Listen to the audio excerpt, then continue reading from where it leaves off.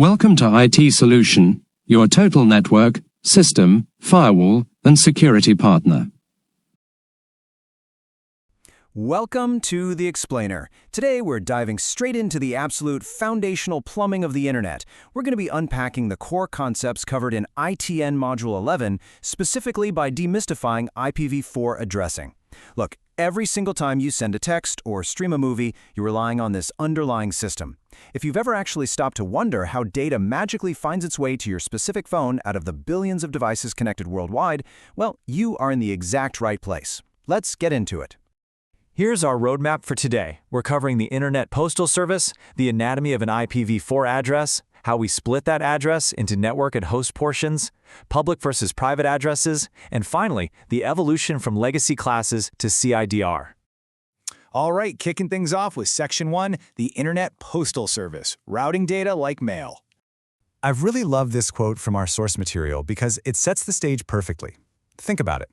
Just as your local post office relies on physical sorting machines and trucks to deliver envelopes, the Internet Protocol relies on unique digital addressing so routers can forward packets of data exactly where they need to go. Every single destination literally has to have its own specific, identifiable location on the grid. But honestly, that brings up a pretty fascinating question. How exactly does this digital mail delivery system work on such a massive, global scale, using nothing more than a 32-bit string of numbers? Let's find out in Section 2, Anatomy of an IPv4 Address, from decimals to binary. You know when you type a familiar address into your home router, something like 192.168.10.10? Yeah, that dotted decimal format is entirely for our benefit. A networking device doesn't see it that way at all. It actually processes this as a 32-bit hierarchical address made completely of ones and zeros. Each of those 4 decimal numbers represents an octet, which is just 8 bits in binary.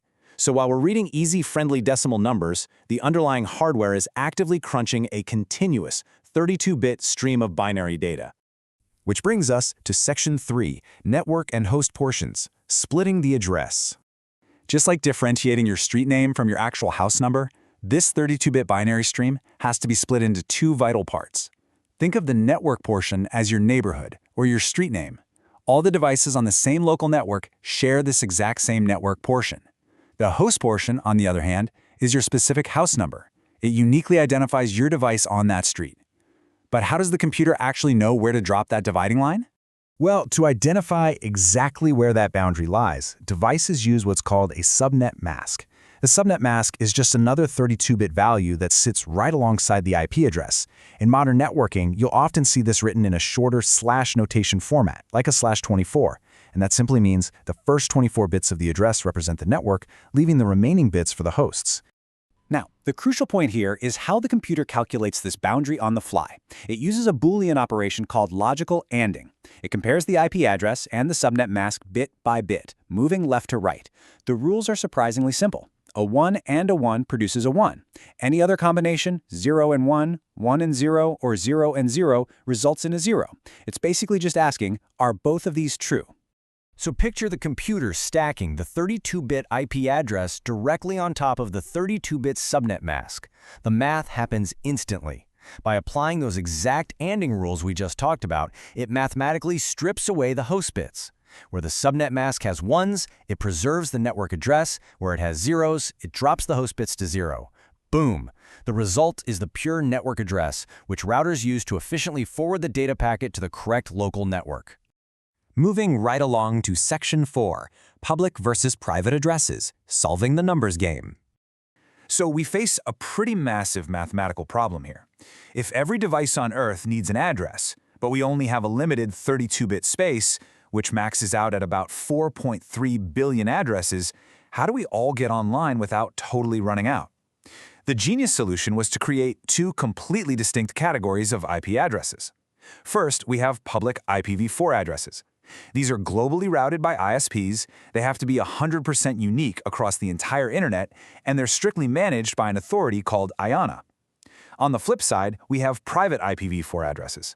These are designed to be used internally, like on your home Wi-Fi or inside a corporate office. They are entirely blocked from the global internet routing tables.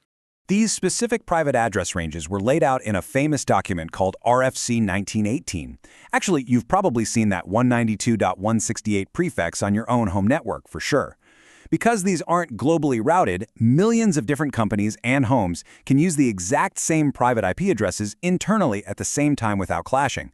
When a device with a private address needs to reach out to the global internet, the router acts as a middleman using a service called Network Address Translation, or NAT, to seamlessly swap that private address for the router's single globally unique public address. It's a lifesaver. Finally, let's hit Section 5, Classes and CIDR Evolution, Modernizing the Grid. Get this. Back in 1981, IP addresses were originally handed out in these rigid, inflexible buckets called classes. Look at how Class A networks alone hogged a staggering 50% of all available IPv4 addresses. A single Class A network gave an organization over 16 million host addresses. Literally, almost no one actually needed that many, resulting in massive, system-wide waste. It became obvious very quickly that the internet was going to completely run out of IP addresses if they didn't change things up. So to stop the bleeding, the networking world threw out those rigid classes and moved to classless interdomain routing, universally known as CIDR. By ditching the rigid boundaries, CIDR allowed ISPs to assign highly customized, specific subset blocks of addresses based on exactly what an organization actually needed, utilizing any prefix length. This transition to classless addressing was a huge game changer. It dramatically reduced waste, allowed routers to summarize network paths much more efficiently, and effectively extended the usable life of the IPv4 internet for decades. So we've thoroughly optimized IPv4 addressing today. Between really intelligent subnetting, the heavy use of private IP ranges with NAT, and the implementation of CIDR, we have absolutely squeezed every last drop out of this 32-bit system. But as the Internet of Things explodes and the sheer number of devices continues to skyrocket way beyond the 4 billion mark, what completely new, massively expanded system will ultimately have to take its place? Well, that is a question for our next explainer. Thanks for hanging out and learning with me today. Thank you for watching. See you in the next episode.